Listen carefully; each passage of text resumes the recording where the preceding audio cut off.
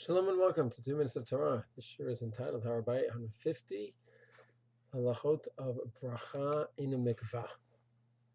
So really this year is for anyone that goes to Mikva and makes a Beracha. Of course it applies especially to women who go to the Mikva and make a Beracha. Regarding those who do Tefillah before Aliyah Har Habayit, the different opinions, whether to make a Beracha or not, that's another discussion. But if a man does make a Beracha when he goes to Har Habayit, so then this would apply to him as well.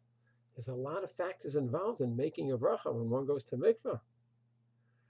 Here they are. First of all, if one is in a Beit HaMerchatz, in a washing area, where people are not dressed, so that very makom may be a place where one cannot make a bracha.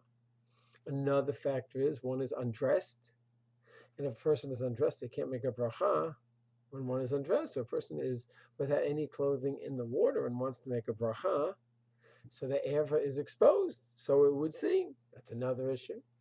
Another issue would be libo roa et ha'erva, where the halacha states that if the lathe has direct exposure to the erva, the naked part of the body, then that is a problem as well. So let's say a person has a long shirt or long robe on, so the erva is totally covered. But if there's no belt tied that separates the area between one's erva, nakedness, and the heart, that is an issue as well. And then facing someone else's erva, someone else's nakedness. So even if a person dealt with all of these issues, if he is facing or she is facing someone whose erva, nakedness, is exposed, then that's also a problem. So there's a lot of different halachot over here that need to be dealt with. So let's take one for now. Mitzvah Hashem, in the future shiurim, we'll discuss the other fact issues as well. So someone is standing in the water and is not covered.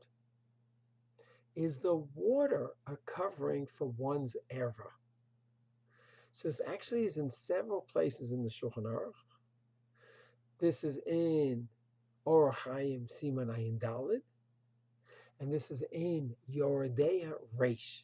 Ayin Daled, that's the halachot of erva, kriyashma, when someone is facing erva or someone's erva is not covered properly, and Ayin Hey also discusses that in Or Chaim.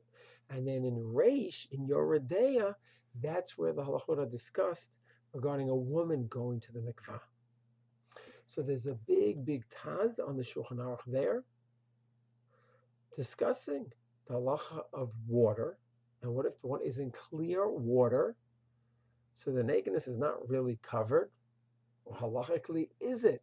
He quotes the Drisha that says that water is not considered halacha covering, but he himself says that halachically you are in an area of water, halachically water is a covering. And just like if one wears a garment, that means it's halachically covered, so too in water. So water covers the nakedness. But if you look, you can see your erva, so don't look. The only time that we say glass is worthless is insofar as looking. You're looking and you're not, you're looking through a glass mechitza and you look at nakedness, then halachically you see it. But insofar as defining the nakedness as covered, the Taz says halachically it's considered covered, and the Shulchan Aruch in Pei Dalet and Or Chaim maintains the same thing as well. He says if one is in water, let's say a man is in water, and he's covered, the only thing he needs to be concerned about is libo roa esa erva, which we'll talk about in the next year, about separation between the leva and the erva, the nakedness.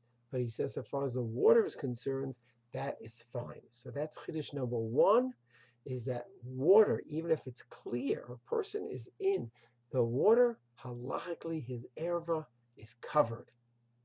So Mitzvah Hashem will continue in the next year with other halachot that we mentioned, other shelot that we raised. Shalom.